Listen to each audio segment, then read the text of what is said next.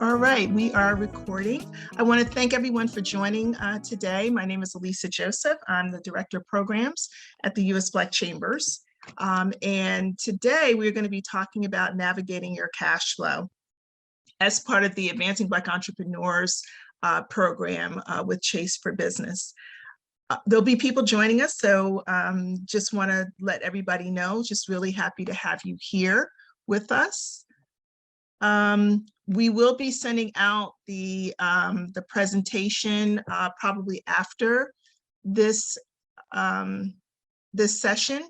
If you can wait for that, I will try to do it while we're in, but more than likely you'll have the workbook after this. So this will be something where you can sort of just follow me along in this document, and you'll be getting everything after this session. So with that, I'd like to move to the next slide. I mentioned that Advancing Black Entrepreneurs is a session under Chase for Business, which is really focused on providing information, advice, tools, and resources to businesses. And we partner with National Urban League, the National Minority Supplier Development Council, and Black Enterprise in order to bring new sessions, new webinars, new platforms and information to our Black-owned businesses. So as I mentioned, we're going to talk about cash flow today. And cash flow is primarily the fuel that keeps your business running smoothly.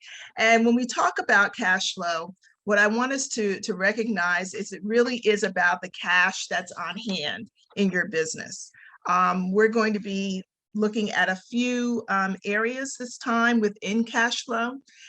With one of the primary reasons that there's a focus on cash flow is because if you're applying for a loan, or if you're looking for borrowing resources, cash flow is usually what a bank or even a CDFI is going to look at. They want to see how cash is moving in and out of your business. And so it's important that you understand how that's happening. You understand the cyclical nature of your business, when you're going to be very flush with capital, when you might need to borrow, say, on a line of credit or a term loan for some particular need to fuel cash flow while you're waiting for your receivables to come in. And so that's a lot of what we're going to talk about today.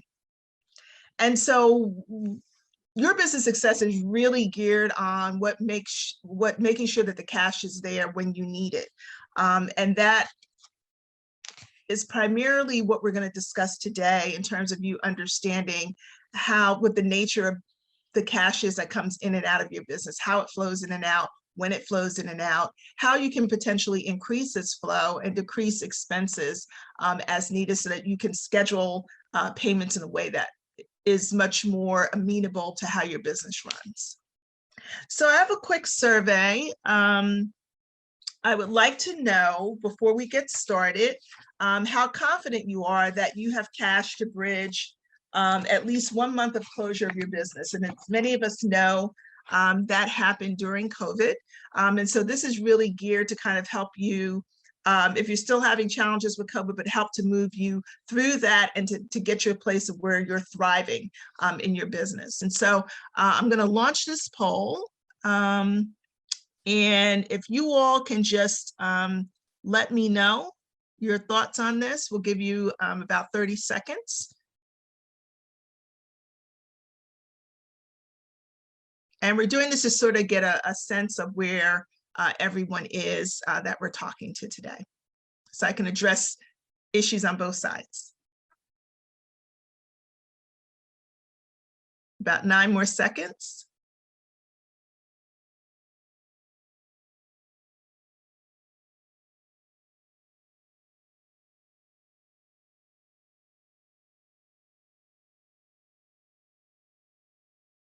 Okay, and so I'm going to end the polling right now. What we see is that we've got some folks who are sort of about 26% are unsure or not so sure, kind of have an understanding of it, but still could use some additional guidance. And then we have about 76% that are pretty much, optimistic or confident in understanding. So my hope is that you find some new tools as a way of being able to help you even further with being comfortable about where your business stands. Okay, let me end this one.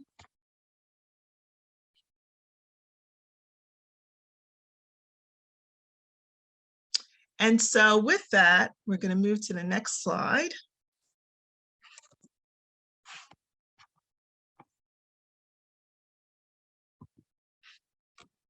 I'm sorry, guys. Okay, here we go. So here's what we're going to cover today. We're going to talk about cash flow basics. We're going to talk about maximizing cash in and cash out, minimizing your cash out in particular, and then making cash work for you. And so let's start with part one, where we talk about cash flow basics. So according to a study done by JP Chase, their small business cash liquidity in 25 metro markets, 50% of small businesses were operating with fewer than 15 days of cash buffer. And we know that that was really critical, particularly when the pandemic hit, because most people were operating on their daily cash, or they were operating with a little bit of a cushion, but things were moving, and it was so rare for things to just shut down immediately, where there was no way of being able to even gauge what your cash position was going to be at the time. And so because of that, we're still sort of in that realm between, closings and openings across states, trying to really understand what that's going to look like over time. And so when we talk about cash buffer, what we really mean is that it's going to give you the confidence to know that you're not going to be inundated with overdue bills, that you've got what I always call kind of the kitty. For those of you that might play spades, kind of, the kid or poker, where you got your kitty on the side, and you sort of know what's coming in on the other end, and you know that you can cover it. And so as we talk about the types of cash inflows and outflows, what we want to talk about is really in three basic buckets: operating capital or operating cash, investing cash, and then financing cash, because you're going to be using all of these things in different ways to help you be successful in being able to manage your cash flow. So for example, understanding these three principles really helps you know what to do or have a contingency plan to address each of them individually. And so that's what we want to do today. So we're going to talk first about the inflows and the outflows. So basically, cash comes in from an operating perspective. It is what you're collecting and what you're spending that supports your day-to-day activities in your business. So whether that be, paying employees or buying supplies and inventory, that's what, your typical cash outflow would look like. And then the cash that you're collecting primarily from customers is really your inflow. From an investing perspective, you might want to use some cash for investing into, say, maybe a particular piece of equipment that's going to be important to help you generate more cash. So that would be an example of an investing type of cash flow that you would be using for that. And then obviously for financing, this is cash that you collect and that you spend on loans, paying dividends in your corporation, if you're, set up for that, or an ownership or equity stake. So if you buy into a business or you sell a stake of your business to someone else, that would be sort of the idea of an inflow of cash flow for that, right? If you're making loan payments, that would be an example of an outflow. So this is where it's important to sort of understand what you're using your cash flow. So not so much about what's coming in from a day-to-day basis, but what you're able to keep based on the kind of activity that you're doing for your business. Does anyone have a question about that before we move on? And we're going to talk about sort of some cash flow tools that will help. You can put it in the chat or the Q&A.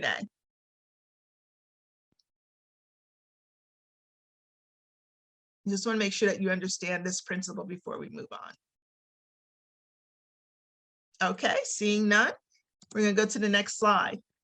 So your business cash flow tool, this is a way, and Chase has a tool that you can find at chase.com/cash flow analysis. If you all can open up a window and put that in right now, would love you to be able to see how this analysis really helps you.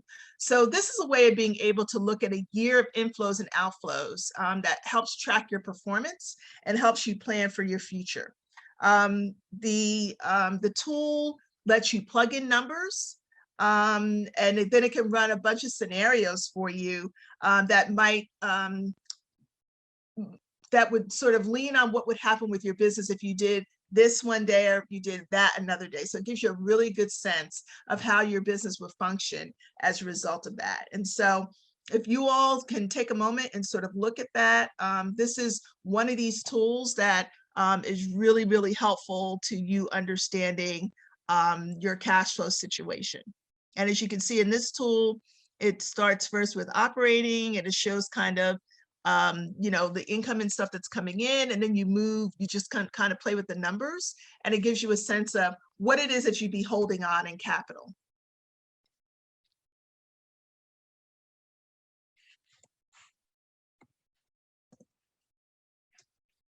And so we're going to move to the next slide, just give my computer a little chance to catch up.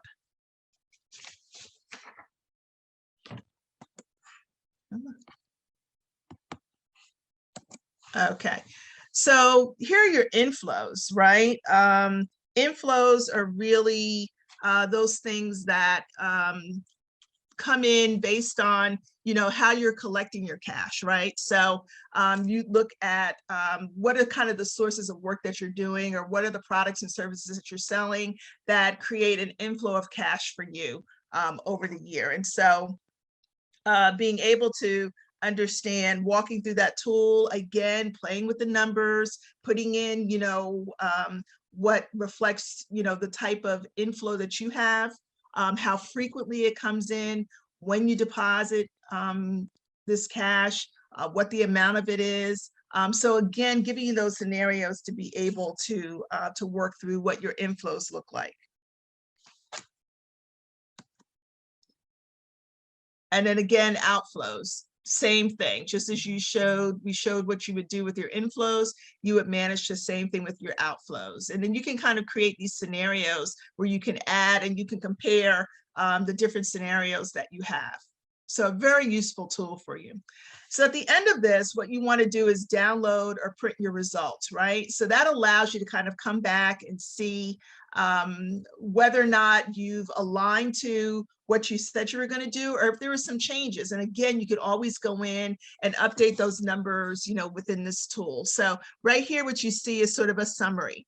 So the summary is showing, you know, here are all the inflows that came into the business. Here's all the things that you spent money on. Here's sort of the net impact of your cash flow from that. And again, this was over an annual period, but it gives you a sense that you spent, say, your entire cash flow was like 60,000, 40,000 came in, 20,000 went out, right? And so you get a sense of what that looks like. And then you can also use this chart as well, this pie chart. So it gives you a breakdown of by percentage of how you're spending your money. So if we look at the entire breakdown outflows, for instance, 72% was spent in the operating space. So that's kind of your day-to-day management activities. Another 14% was spent in financing. So maybe a piece of equipment came in and you financed that. And then 14% may have been in investing. And so that could have been, maybe you had a loan and you were sort of paying, 14% in financing, 14% in investing. But if you had a loan in the financing space, it gives you an opportunity to understand how much of your cash flow is being spent toward that loan. So again, what I would like you to do is, when we get done with this presentation, please, bookmark chase.com/cash flow analysis. It's going to be a really helpful tool for you to use. So let's talk a little bit about maximizing cash in, right? So there are different ways to be able to identify and make the most of your business opportunities. At the end of the day, when we're talking about cash flow, inflow of that, we're trying to keep as much money as possible, figure out how many different scenarios can we make money with so we keep the cash flow coming in. And that's going to require a mix of creativity on your part, knowledge, and an understanding of your organization so that you know where your money is being placed and how you're using it. So the first is, when we talk about this, we talk about, and many of you who have done business plans understand that it's important to understand your competition. So this is where, again, your knowledge and creativity is going to come in. How do you beat or exceed your competition in this space? How do you examine how well they've done, across the board in the past year as compared to your business? So really understanding whether or not you're leading in the space or you're falling a little bit behind is a good place to be when we're talking about maximizing your cash flow. So this is a competitive analysis exercise. We're not going to do this right now because you obviously don't have your workbook in here. But in terms of looking at this, what you're going to do is sort of look at the competitive landscape of where you are. What business does what you do? How close are they to you? How many may be using the same customers that you have in your business? So those are all the things that you want to understand within the cash flow space. And again, if you go to chase.com/competitive analysis, you'll see a bigger breakout of this. So what'll happen is, as you can see, an Excel spreadsheet will come up, right? It gives you an understanding of, here's what your business is doing, right? And then here are all your competitors. And then this flow chart really sort of outlines where you are based on price, where you are based on value, and who may be exceeding you in that space, who may be behind you in that space. And those are really important things to understand as you position yourself to regain your cash flow in a more positive way. So next, what we're going to do is, we've talked about competitive analysis. We're going to talk about customer segmentation. And it's really important to know your customer base, know who you're able to attract, why you're attracting them, why they're using your product, how often they're using your product.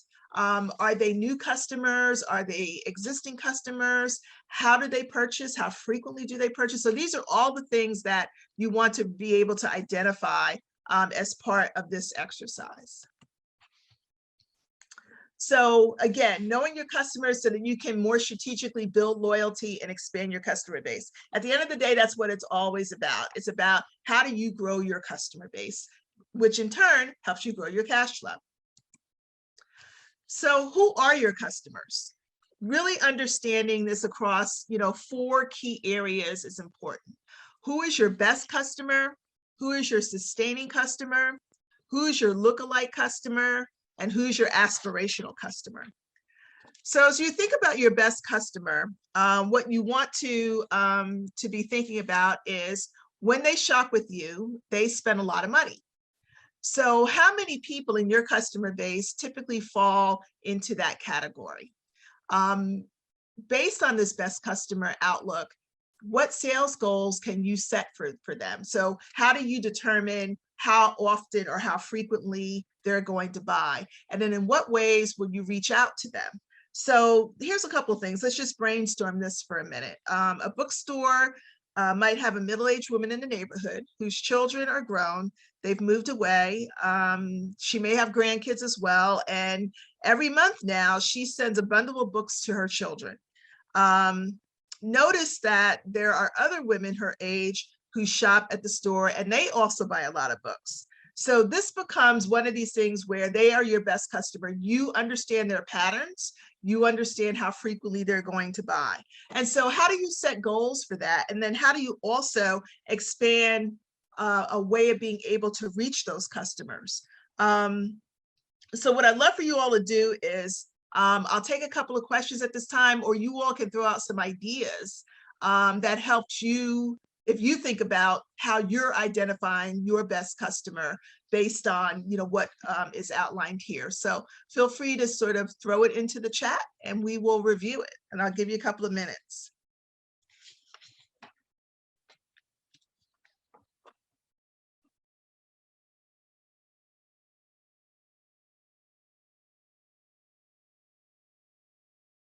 I know somebody knows who their best customer is. Don't feel shy, just show us an example. And we'll walk through it and have everybody sort of be able to understand why you believe this is your best customer.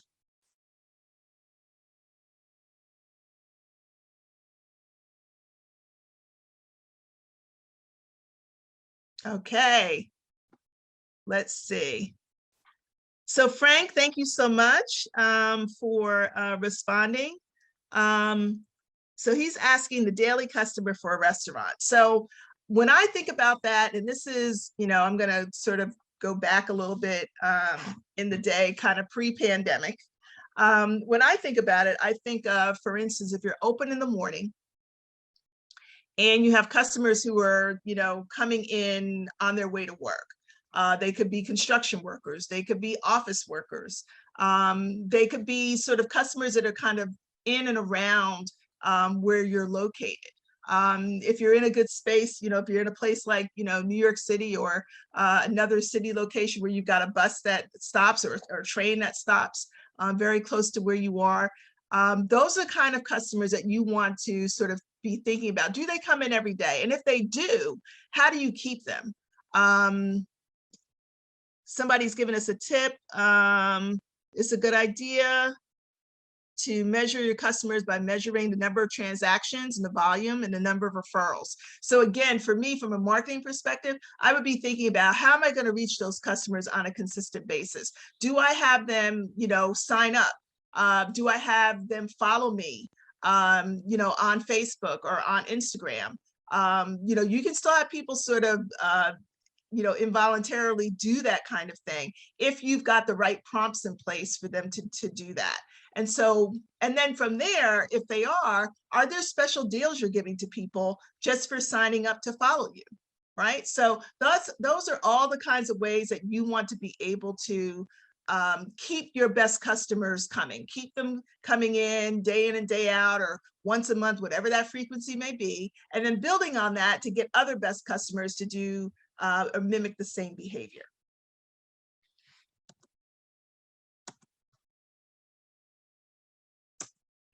Just give me 1 second. Okay, your sustaining customer. So these are customers that don't spend a lot, but they shop a lot, right? And they're loyal to you. So again, as we're thinking through this, what types of people typically fall into that customer category? What sales goals can you set for these customers, and in what ways will you reach out to these customers? So again, when we talk about the idea of understanding your customer, we're also talking about how you build your brand loyalty in a way where they're going to keep coming back, and you have a way of keeping them coming back, right? Whether that be a rewards card or some sort of special, once a week. As you all think about Taco Tuesdays or Taco Thursdays, we've seen businesses do that sort of thing. So it's all about, understanding what's your sales goal, for that week or that day in the moment. And then what are 2 to 3 things that you could do to reach that customer to keep them frequently coming back, to have them always be in with you every single day. Have you identified, within your inventory that there's a certain type of product or service that somebody might like. And so you want to make sure that you always have that available to them, so it keeps them coming in. So it's those kind of things that you really want to be thinking about. Anybody have a thought about who their sustaining customer is? Somebody that you see frequently, You know, they might spend, you know, $2, $3 a day, but they're in there every single day. Any thoughts?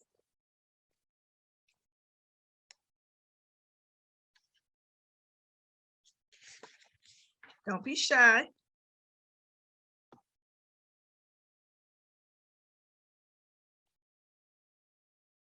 All right, well, we're going to move on to your lookalike customer. So these are people who they look like your current customer. They sort of mimic the habits of your current customers, but they're not shopping with you. So, you know, what kinds of people typically fall into that customer category? What goals can you set to bring them into your shop? And then what ways would you reach out? So for instance, say, I'm gonna give you an example, as an organic mattress maker has clients who care about the environment and who wanna buy products that they feel good about, yet these lookalike customers are buying the major brands. Why are they doing that? Is it hard for them to trust a small local company? Are they afraid that a green mattress won't be comfortable? What's holding them back? So these are things where you can begin to send out polls or surveys, or, you know, get a sense of you know, mailers still work at the end of the day, particularly when you can provide some incentive for people to want to respond to you. And when I say mailers, I don't just mean just physical. I mean email blasts, you know, all those things people still pay attention to. And so are you able to identify a particular need that you know is important, but you're sending it out to people who typically don't shop with you, but you're hitting on something that's really important to them? That is how you sort of generate this base of people. That can be anything from, as I said, you know, a quick e-blast or flyer, to, you know, creating a blog where you're starting to get people in based on, you know, driving them through social media, where you're getting them to sort of align with kind of the principles that you're aligning with them on.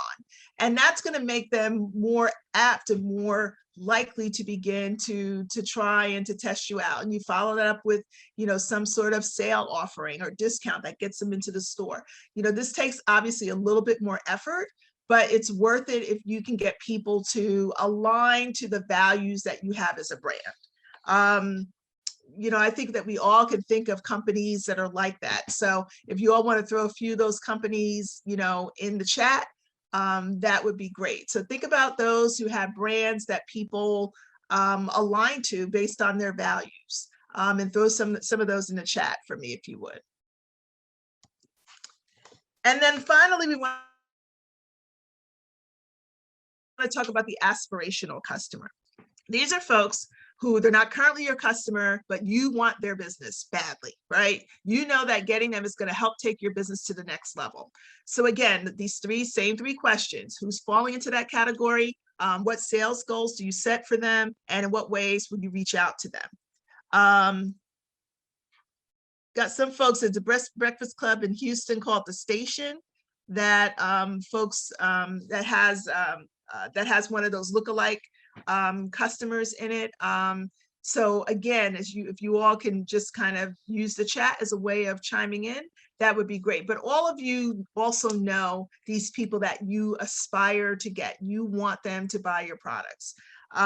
So let's think of this in terms of an apparel brand. They're popular with high schoolers, but as soon as graduation comes, people begin to not buy with them anymore. So how do they build loyalty for their customers as they grow and mature, right? We've seen that with a lot of apparel type brands. H&M comes to mind, as does, what's the other one? Not the Gap, but there's another store that's sort of coming to mind for me, where they were Forever 21.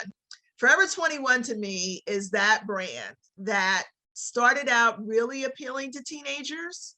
And as teenagers came in with their moms and their moms started looking at the stuff, they started to sort of, you know, move their apparel to things like fitness wear and,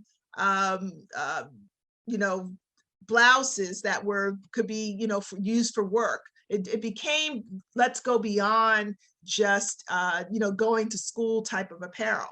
And so that's one customer, or one company that really began to look beyond just, okay, we got teenagers coming in here, but who's coming in with the teenagers, and can we get them to spend?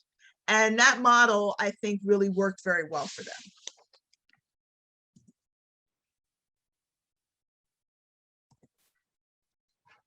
So I'm gonna give you a minute in the chat based on the 4 categories that I just talked about. Did you identify any new insights that you may have about your own customers based on this conversation? I'll give it a couple of minutes for you all to kind of throw your ideas in.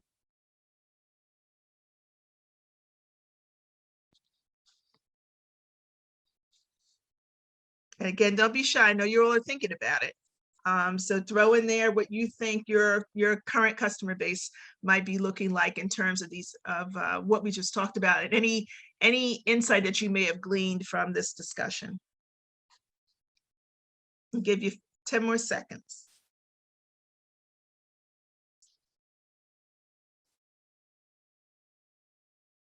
Quiet class today. Okay, we're going to move on.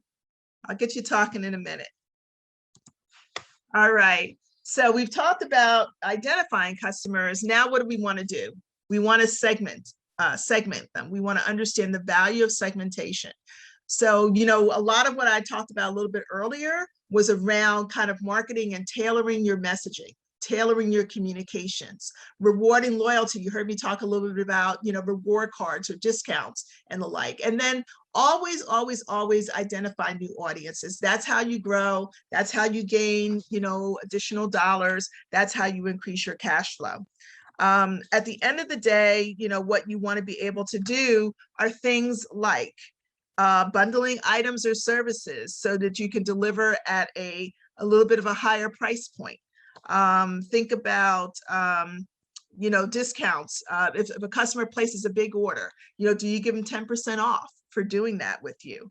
Also providing favorable payment terms for those of you who can do it, either a longer period to pay or a lower service fee for that. Particularly if you're dealing kind of in a wholesale space where you really want to keep that client coming back. So those are things to think about as we think about segmentation. And when you segment, it gives you an opportunity to really begin to drill down individually on each of these dynamics that happens with each of these segments. And that allows you to learn a whole lot more about your customer, sort of the things that are going to trigger them to do business with you when you want them to do business with you, not just always when they come in on their own time. So those are the things that you want to be able to do. As we know, particularly since we haven't been as face-to-face, being able to do that electronically or digitally was really, really key in 2020. And so those businesses that really spent time doing that really saw a dramatic increase in their cash flow. Okay, so here's the thing that really drives cash flow, right? What's your pricing? You know, are you pricing in a way where it enables you to bring in more dollars? So we know that habits change, costs shift, and competitors are always attempting new strategies. So if you remember, we talked a little bit earlier about competitors. You were looking at how you define with that competitive analysis link that was in the chat. You were looking at how your competitors' pricing and your competitors' marketing ideas and strategies, how do they impact you so that you're able to use that tool in a way that lets you know what quadrant they're moving into all the time, right? You may have had a competitor that was, say, behind you, but they did some things and now they're sort of in this quadrant, you know, moving ahead of you. You want to understand, how did they bring in more value for that client and charge more for that potential client of yours to be able to shift and do what it was that they were aiming to achieve with that. And so couple things you can do is we talk about pricing. If you do increase your prices, you know, one way of bringing in either greater value or more revenue is, as I mentioned, sort of bundling these services, right? Another way of doing it is making sure that how you're communicating with them and how you have them pay makes good business sense for you at the end of the day. So you can make life a lot more efficient through payment processing, right? So the things are going directly into your account, coming out of theirs, going into yours. Online ordering in terms of payments really reduce the amount of time that it takes for payment to get to you. It's instantaneous. And so that's an important piece. You're not waiting for a check. You're not waiting for somebody to come into the store. You're having this opportunity to engage with them online. And then it's always about kind of avoiding a slowdown, avoiding the bottleneck, you know, in this. Those are the things that are most important to do in terms of kind of collecting, you know, on your sales. So these clear, efficient processes for collecting your receivables helps you avoid these bottlenecks in the system so that you know when your money is coming in and when you can expect it all the time. So how do we improve that process? And again, that's whether you're online, that's whether people are coming in to do business with you. One way is really look at your payment policies. You know, do they need to be updated? How do you invoice faster? You know, sometimes, and I'll say there's times I've been guilty of this, I'll perform a service for someone and get a little bit too busy, and as opposed to sending it out that day, I might wait a couple of days to send out that invoice. Well, that's not good from a cash flow perspective, right? You want to be able to discipline yourself in a way where you're invoicing as soon as the activity is happening.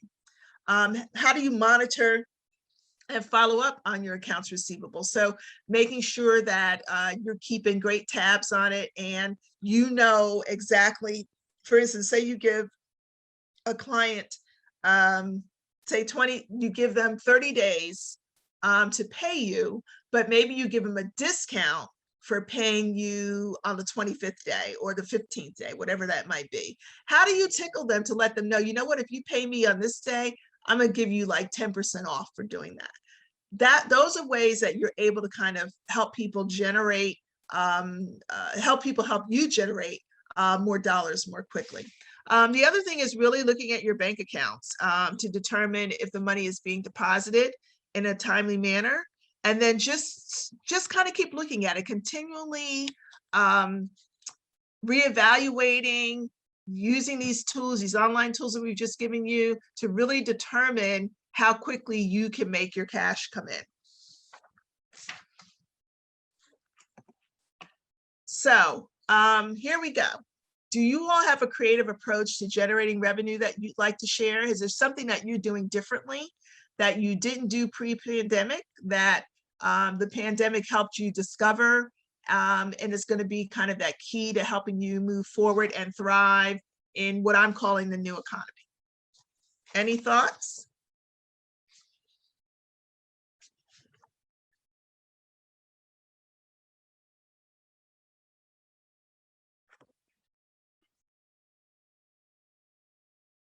Anything anybody wants to share?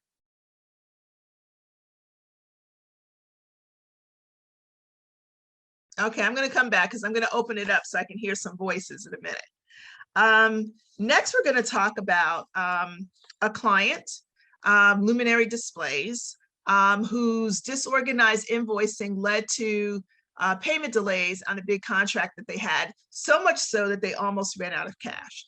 So those of you who bid frequently, the one thing you know is that you want to bid in a way where you're making money on the contract. That is key. Giving away your service is not the way to drive you in terms of having a successful contract experience, right? The idea is you don't give away, you price yourself competitively, but you make sure that you're making money on the other end. And that's why understanding and using some of the cash flow online tools that we just gave you are really important.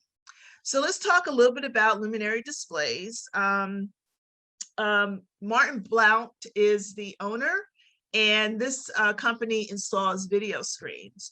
And so he won this big contract at above average rates, but the team submitted an invoice that was late. So he talks to the client to find out, how should invoices be submitted. So they resubmitted the invoice, but the payment still hadn't come in a few weeks later.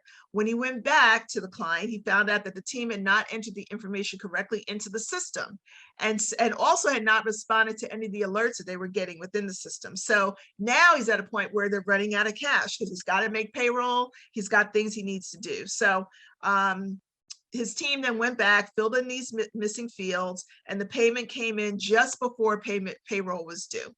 That is not where you want to be. And part of this is, making sure that when you take on contracts, that you understand the processing system that a potential client might have, and you make sure that your team is versed on it so you can make sure that you get your money in a timely manner. And so thank you all. I see you all responding. Yeah, I know some of you are traveling, so I'm glad that you can listen to me as part of your book soliloquy, as opposed to listening to a book on demand. So thank you for that. So that's an example of really understanding what invoicing sort of means, in the space and the importance of it. So now we're going to talk about minimizing cash out. So everything we've talked about before was maximizing your inflow of cash, right? Now what we want to do on the other end is we want to minimize how much cash we're giving out, or at least be able to schedule it in a way that's more beneficial to the cash flow needs of our company. So again, knowing where and when cash goes out is going to help you right size your spending. Here's a few ways that you can do that. So you may be able to negotiate more favorable terms with your vendor, particularly if your business has changed or your cash flow position has changed. You also want to know if you had your vendor change. I mean, all of us have had to make changes as part of COVID-19. So what does that mean? What is the new go forward model in doing that? Are there other options that can help you meet your needs? You want to make sure that you understand, how your cash is being spent, and understand that small daily purchases that you make really can add up. So a lot of things that we've done in the past, we want to kind of take a look at our behavior and figure out, is there a more effective way for us to manage the cash that we have going out? So here's a worksheet that, again, it's chase.com/vendor analysis. If you want to key that into if you're at your laptop or on your phone right now, if you want to key that in, you'll get a sense of what this worksheet looks like. And really all it is, it's just a listing of all of your vendors, how much you've paid them, how frequently you're paying them, what type of product are you spending for them. So in this example here, it's around paper products. So again, a good way of you being able to determine whether or not the current company that you might have been using, or current vendor you might have been using for a particular product, is the way you want to go, right? Because again, things have changed. Are their prices a little bit more expensive? Are you able to get the same quality at a lower price? This is a way of being able to do that and to see for yourself. So I'll give you an example. At Grandma's Place, it's a small takeout restaurant that used a lot of containers, utensils, and napkins. What they found out was that they had some cash flow troubles for years. And so by shifting over to takeout, the owner realized that she had to cut some expenses. And so one of those areas that she looked at was paper products as a way of being able to do that. So she would sporadically purchase it and purchase it from a number of different vendors. So that cash sheet that I just showed you in terms of, looking at your vendors, she researched all the vendors in her area, weighed their benefits, and contacted them to see whether or not there was a way for her to have a regular supply coming in on a more scheduled basis at a lower price. And so she was able to get her top vendor in that list to agree to do that. And so that has helped her manage her cash more effectively. Without sacrificing the quality for her business. A lot of times when we don't sort of schedule our payments or schedule the way that we're purchasing things, we can wind up spending more money because you're almost paying a premium for that service, particularly if it's something that has to be a rush order or something like that. And so being able to get yourself on a schedule can not only make things more efficient for you, but also allows you to understand how much cash you're spending over time with that particular vendor, and may enable you to be able to get some reduced pricing as a result of that. But again, part of that's all about planning. So let's talk about high performing teams, because those are important too, to make sure that your cash is moving, particularly as we talk about payroll expenses. So when you look at your team, do you know which ones are needed for the most essential tasks? Do you have tasks that can be automated or outsourced? What can you delegate to get that off your plate so that you're not consumed with doing work that could be easily done by someone else? Because you're the visionary of the company. We need your vision to move forward. Your vision is needed for you to be working through a lot of these scenarios that we're talking about.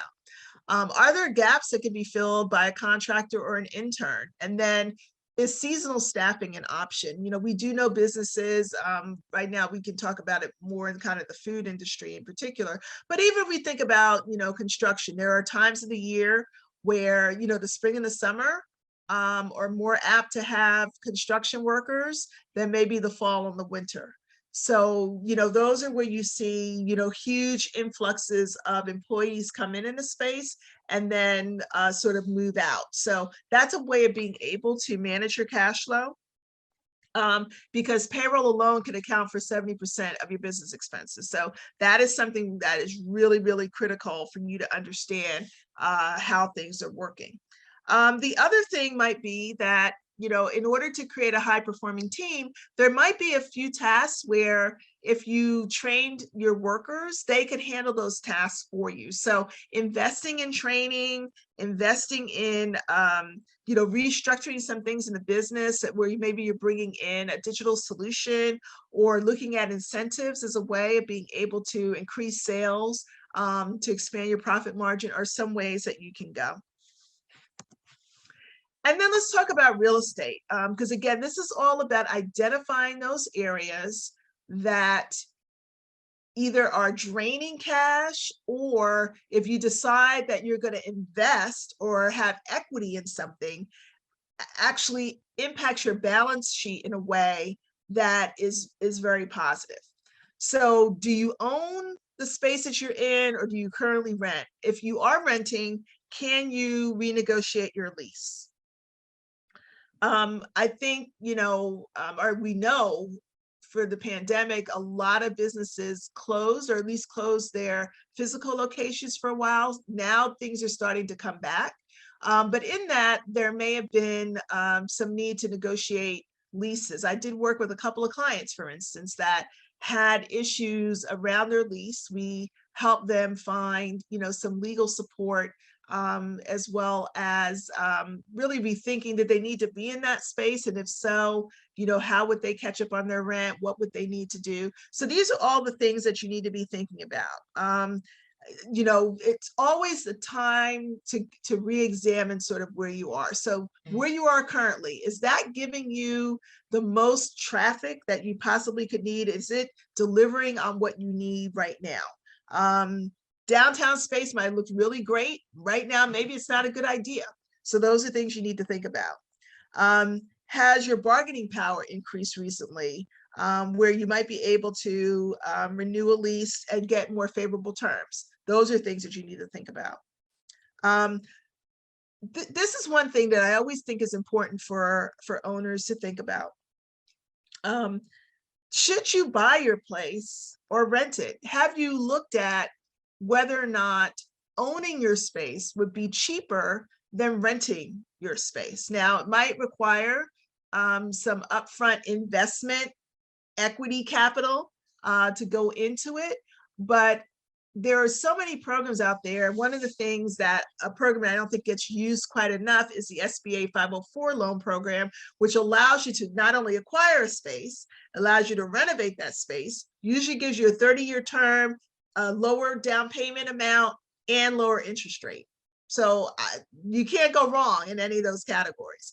Those are things that sometimes I don't think people sort of think about. You don't always have to have a landlord. You can be your own landlord. You can be a landlord to someone else. So that is another way that you could think about ways of being able to increase your cash flow.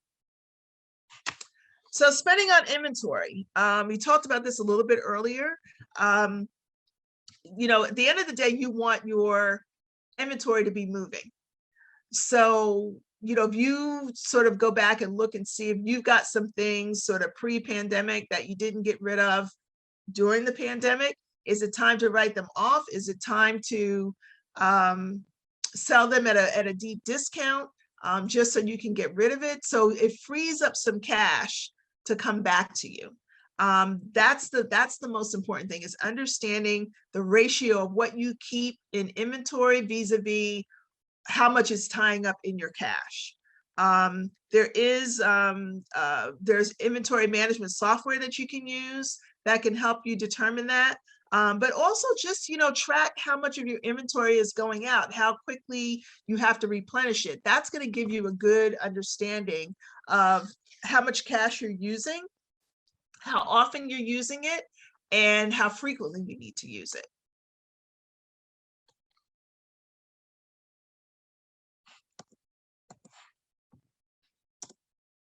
So to give you an example of the Baby Boutique, the Baby Boutique is a neighborhood store that prided itself on having everything that everybody wanted. But in doing that, they had a lot of stale inventory that was a drag on their cash flow, because what they would do is if they saw a customer that, you know, wanted a particular item, they go out and buy that item, but it was only like one customer. They didn't really determine whether or not this was something that everybody needed. And so she had to go back, the owner had to go back and really analyze her inventory, because she had lots of things that really weren't selling. So she decided to set limits on the number of items that she would carry and to focus on her best sellers. And in doing that, then she also allowed customers to order what they needed as opposed to putting it in stock. So customers really appreciated the fact that she would go and special order. You know, it makes you feel special if somebody is special ordering something for you, right? And so clients really responded to that. And so it allowed her to keep more cash on hand and in her without really investing it in inventory. And so again, that segmentation strategy that we talked about earlier, really understanding what your customers' needs are and being creative about how you can fulfill them.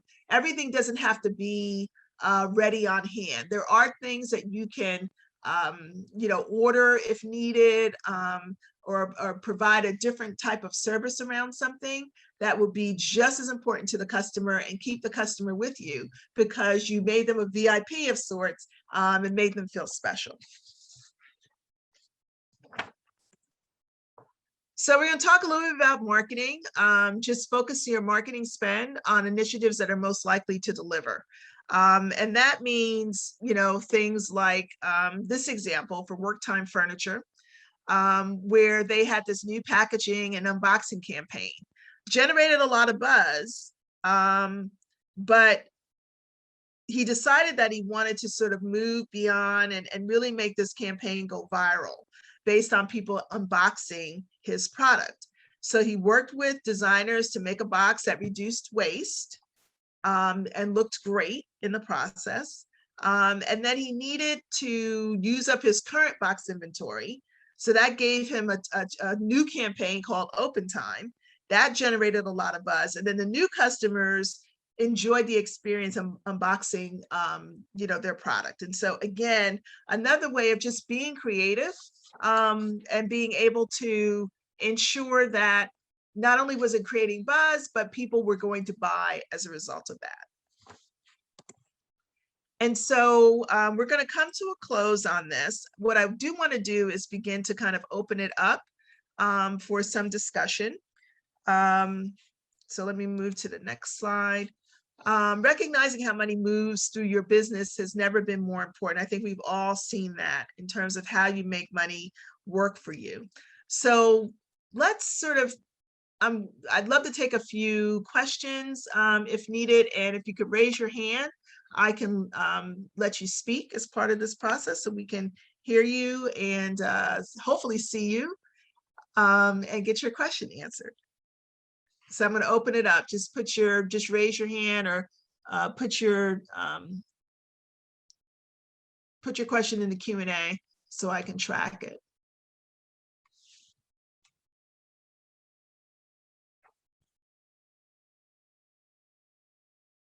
Any questions? Any thoughts?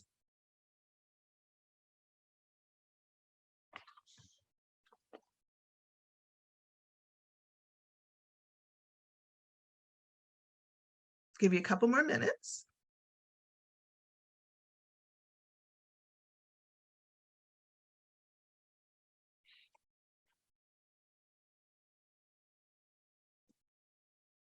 Okay, so what I do want to go over are your business cash flow tools that we talked about.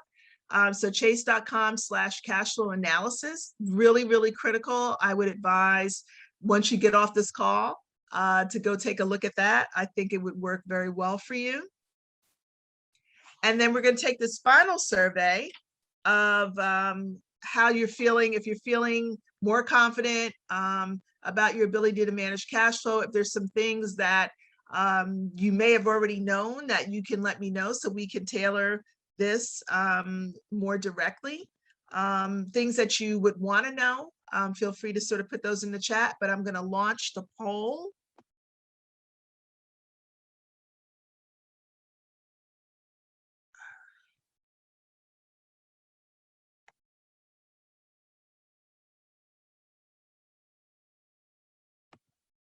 Just 1 second.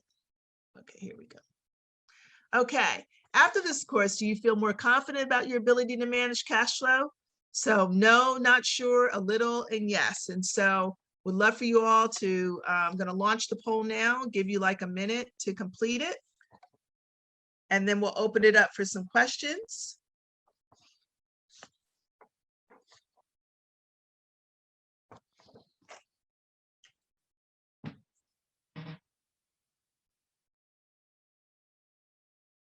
Okay, I see a few people. We got about 20 seconds left.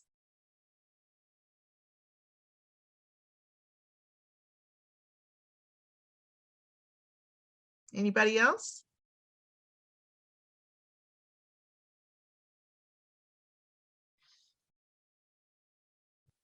Okay, well, I think the good news is that for those of you who might have felt a little unsure in the beginning, you're feeling a lot better. And certainly those who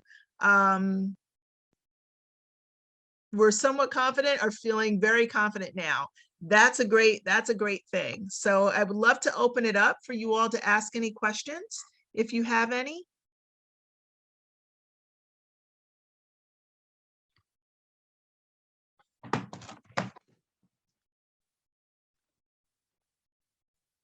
Anybody?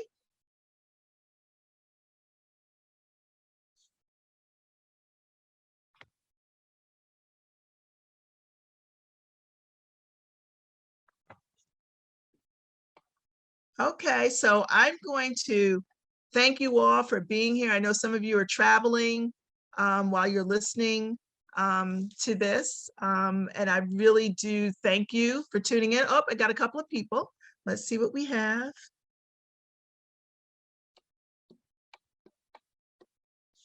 Dr. Dorham, thank you so much. Frank, thank you as well for joining us today. It's my pleasure. I really, really want you to use those tools. I think they're going to be key to your future success. And as I mentioned, I'll be sending out some information after this presentation today so that you'll have the workbook.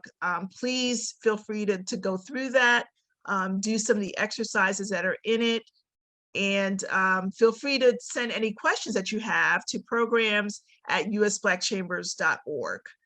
So again, happy to be with you all today. Thank you so much for joining, and have a great rest of the afternoon.